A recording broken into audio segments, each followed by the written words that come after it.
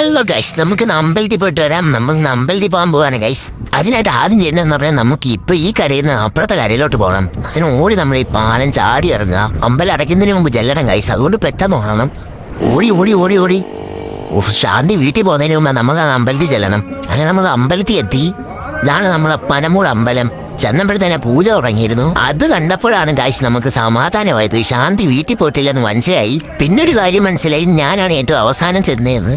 ഇതാണ് നമ്മളെ അമ്പലം. വലിയ അമ്പലമൊന്നും അല്ല, ഒരു കുഞ്ഞമ്പലമാണ് ഗൈസ്. ആ സമയത്ത് നമ്മളെ ശാന്തി അവിടെ പൂജ തുടങ്ങിയിരുന്നു. നമ്മൾ ആയിരം പൂജ കാണാനായിട്ടായിരുന്നു പോയത് ഗൈസ്. അവിടെ ചെന്നപ്പോഴത്തേനെ ഒരു 2-3 മണിക്കൂർ നീണ്ടു നിൽക്കുന്ന പൂജയായിരുന്നു. ആ 2-3 മണിക്കൂർ നമ്മൾ അവിടെ നിന്നപ്പോഴത്തേക്കും നമുക്കൊരു പാട്ട് ഓർമ്മ വന്നു. കണ്ടിട്ടും തീരാതായി, നിന്നിട്ട് കാര്യക്കാരായി പൊന്നുസ്വാമി.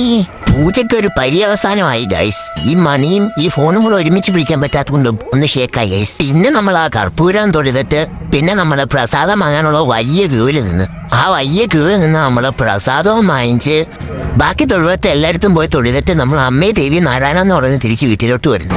അപ്പൊ നമ്മൾ മറ്റൊരു വീഡിയോ ആയിട്ട് പിന്നെ വരും. ബൈ.